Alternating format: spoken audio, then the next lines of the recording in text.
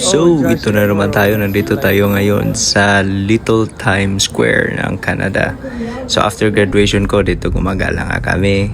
Kasama ko yung pinsan ko, tsaka yung pamangkin ko. Dito kami dumaan sa iconic na Old Yonge Street. Tapos dito naman, kasi papunta kami sa CN Tower. Kasi sabi ng pinsan ko, ililibre niya ako sa CN Tower. Kasi first time ko, hindi pa ako nakapunta nito.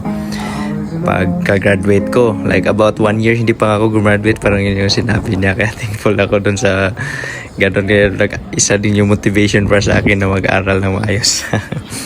Kasi CN Tower or Canadian National Tower is built mainly to solve the major telecommunication problems caused by the rapid rise of skyscrapers in downtown Toronto.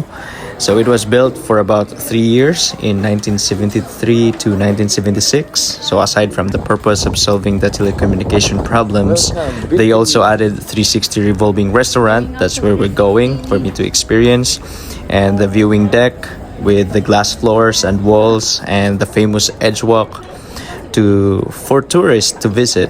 So it held the record of the tallest freestanding structure for 32 years until Burj Khalifa arrived in 2007, and other taller towers from other countries. So it is standing at 553 meters or half kilometers. Imagine that. So it became an icon in Canada that when we think of Canada, you also think of this tower. So it's something like it's a must to visit this icon when you are in Canada like that. So ayan, sumakay na nga kami ng elevator. Ang bilis ng elevator. Ay, parang naka high speed ata to kaunti. Naka times 2 siguro. Pero yan, imagine yung ganun kataas, mga 2-3 minutes ata yung elevator. Pero mabilis din yung pagangat. So ayan, excited din ako nitong nasa elevator pa lang, na-feel ko na yung vibes na ang ganda, makita mo yung tower. I mean, mga building na nakapaligid. So ayan, check-in na kami, papasok na kami sa restaurant. Yun, revolving restaurant ka, umiikot nga talaga yung restaurant. Kasi kita yung sahig, gumagalaw yung sahig kasi umiikot siya slowly. I'm not sure how long it takes para maka 360 revolve siya. Maybe I think abutin din ng 1 oras kasi sobrang bagal din naman ng pag-ikot niya. Parang 1 inch per second, or I don't know. Tingnan mo nga lang naman yan, kita mo yung mga islaw, parang nasa aeroplano ka na parang makita mo yung mga country sa baba, o mga anong tawag nito, continents, yung parang continents yung makita mo, parang Asia, makita mo sa baba. Dahil sa sobrang taas, parang aerial view talaga, na parang nasa aeroplano ka. Ganun talaga na view. So ayan, humanap na nga kami ng pwesto. Ayan, dahil graduation ko, I'm thankful ako tayo, nilibre tayo ng pinsan ko dito, and first time ko dito, at ang saya-saya ko nga dito. And ayan, kasama ko yung pamangkin ko, nag-enjoy din kami. Galing kami sa Eaton Center kanina, yung sa parang Little Times Square ng Canada. So ayan, tingnan nyo nga sa labas, makita yung mga building. So far, ito yung parang pinakamataas talaga sa area na to, kaya lahat ng mga building na nakapaligid sa kanya mas mababa pa sa kanya. So ayan, so habang umikot kami, ito muna yung view na nakita namin, tapos mamaya ikot to. Ayan, gumagalaw siya, mahina lang pero gumagalaw siya unti-unti. Nababago na yung view mo, makikita mo na yung ibang part ng downtown Toronto. Ito yan, Mississauga, makikita yung Mississauga diyan, ito Big Oak, Oakville. Yun, makikita doon sa part na yun, kaso bilog nga ang earth is not flat nga, kaya parang bumaba yun. Yan yung famous Yonge Street, na makikita mo yung mga building na nakalihira sa Yonge Street lang talaga, paangat papuntang North York, simula downtown Toronto to midtown Toronto to uptown Toronto or North York. Yan yung City Hall, City Hall sa Toronto. So Toronto, kung pag Pilipino ka, Toronto. Pero pag mga Canadian dito, Toronto. Pero pag mga kahit sa ibang country, Toronto. Ano na ang Toronto. Pero pag Filipino, Toronto. Tingas yung Pero pag mga taga dito lang, Toronto, mawala yung letter T. Di bali na. Parang Barite ko dito naging Barrett. Kaya RJ Barrett. or Gerson Barretts. Gerson din yung pangalan ko dito, hindi Gerson. So kaya depende na lang sa kung anong pronunciation na importante nagkaintindihan tayo. Ayan, so ang sasaya ko nga dito, no, yan, makita yung Young Street to. Yan yung Young Street na nakalihira yung mga building na matataas. Yan, so napaka-relaxing din talaga, ang ganda din talaga. So kaya napaisip ako, gano'n na kaya pag Burj Khalifa, mas mataas pa dito. Tapos siguro, hindi ko lang alam, desierto yung makikita. Pero ito, ang ganda rin. Kasi yung sa other side, yung might sa Toronto, yun yung famous time, parang Little Times Square. Sa Canada, makikita siya from afar. So, sa kabilang side nito, yung may isla na parang kang nasa aeroplano talaga kung titingnan mo. Ayun yung mga relays, Canadian National Railways, parang ganun. Kasi yan yung parang pinakamalaking company dito sa Canada in terms of mga railways, mga train. Kaya sila din yung parang company na nag-build nitong CN Tower. Kaya CN Tower or Canadian National Tower, kasi yung company na Canadian National yung nag-budget kumbaga para ano, kasi sa business din nila in terms of telecommunication. Doon ako graduate. So yan yung Meridian Hall, doon ako graduate, di ba? Sa video natin ng graduation, pinakita natin sa Scotiabank Arena or home of the Toronto Raptors, at bumalik na si Kawhi Leonard. So baka kapasok tayo ulit niyan sana. Yan, ito kami ngayon sa 360. Kumuha kami ng mga drinks muna tayo dyan. This is how rich people eat.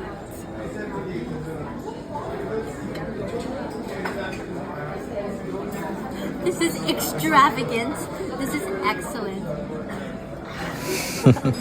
So ayan, marami kang matutunan sa kanya kasi tuturuan kanya kung paano daw yung may mga bon appetit na mga French na mga. Ayan yung Toronto Islands, maganda din sa area na yan pag makita. Pag nandun ka naman sa island na yan, yung makita mo yung Toronto skyline. So ang ganda din talaga. So pag yun, may mga park, maganda doon mag-picnic, mga ganon. So yun nga, kung tingnan mo nga dito, parang nasa aeroplano ka na nakatingin ka sa baba na country or continent yung mga nakikita mo. So yan, may aeroplano tayong video dyan. Papunta sa Billy Bishop na airport, isang maliit na airport. Maliit lang yan na airport, parang domestic airport lang yan. Hindi yan international. Pero maganda din yan. Nandyan yung mga aeroplano ng mga sikat na celebrities sa Canada or sa Toronto. Si Drake, yung mga private jet niya dyan nakapark, mga ganyan. Yan, may mga paalis. So ayan, so una, thankful din talaga tayo sa Panginoon sa opportunity na parang sabi natin parang once in a lifetime lang, kasi bihira lang. Kasi in terms of price din, medyo pricey din talaga. Hindi din talaga ganun ka easy makaakyat dito, kasi expect na mga $300 sa isang tao, mga ganyan. So, ganun din talaga. Ito yung pagkain, yung plato, isang platong pagkain, parang $100. So, kasi iba yung entrance fee, plus iba yung pagkain na kakainin mo. Parang ganun. Iba yung entrance fee sa restaurant, tapos iba yung entrance fee kung sa viewing deck ka lang. Pero pag nasa restaurant ka, you can go sa viewing deck. Pero pag viewing deck ka lang, hindi ka makaakyat sa restaurant. So pag nasa restaurant ka, makaakyat ka sa restaurant, baba ka sa viewing deck, gano'n. Diyan, kumakain na nga kami. Yan yung graduation, balloon. So yan, ganyan siya, umikikot siya, mga isang oras ata siya para makapag 360 talaga siya na ikot. So thankful din talaga ako sa pinsan ko kasi binigyan niya ako ng ganitong klaseng opportunity, kasi sa time din na ito wala, kakatapos pa natin di ba? So galing pa tayo sa malaking gasto sa pag-aaral.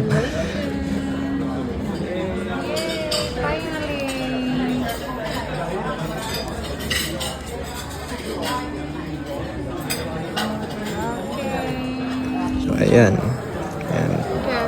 binigyan nga nila ako libre galing sa kanila, kasi pag may celebration, birthday o graduation o yan nga yung shadow, sa shadow na natabunan niyo yung mga nakatira dun sa building na yun. So, ganyan yung itsura ng restaurant, may mga ganyan. So dito naman pababa, puntang viewing deck lang. Pero pag galing ka sa restaurant, pwede kang makaakyat baba. Pero pag sa viewing deck, hindi ka pwede makaakyat sa restaurant. Ito yung viewing deck, may mga glass wall na makikita mo yung 360 talaga, iikot ka lang. Pero hindi siya may ikot kagaya sa taas na revolving restaurant. Ikaw mismo yung kailangan ikot. Pero glass wall siya, so may glass then floor. May second floor pa doon, meron pang sa baba. May glass floor siya, makikita mo yung sa baba. So parang manginginig yung tuhod mo pag tingin mo sa baba. So may area din dito, yan, paikot ka. Kasi may door, yan yung paakyat sa restaurant. Exit only? Yan, yung entry na pag hindi ka galing restaurant. So ayan, pag tingin ka sa baba or please aquarium makikita sa baba. So ganun yung taas. So tingnan mo yung mga tao or sasakyan sa baba. Sobrang liit na. Parang nasa aeroplano ka talaga, ganyan siya kataas. Imagine yung half kilometer yung tangkad ng building na to. Yung mga tao, liliit yung mga tao. Ayan, maganda nga rin pala dito sa loob. Kailangan sulitin talaga kasi pag nandito ka, parang yung hindi ka nagmamadali ba, yung chillax lang kasi kami kasi ba June tong date na to, pag June, summer, peak ng summer sa Canada, 10 PM pa mag sunset. So itong mga time na to, mga 8 PM na ata to. Ganito yung itsura ng 8 PM. 8 PM yan, maliwanag pa. Tumingin nga ako sa baba doon. Tapos yung pamangkin ko rin, tumingin din siya sa baba. Hindi naman siya ganun nakakatakot talaga. Pero depende. Kasi hindi rin natin ma-judge. Hindi ko rin, may iba rin talaga na matakotin sa heights. So, hindi rin talaga natin talaga. We can't help sabihin natin huwag kang matakot. Pero kung matakotin talaga, ganun talaga. Pero, mayroon talagang mga ganyan. Hindi natin ma-deny yan. Kasi ako, may mga weakness din ako. Lahat tayo may mga weakness. Kaya thankful na lang talaga tayo sa Panginoon palagi kasi andyan talaga yung kanyang grace para sa bawat isa sa atin.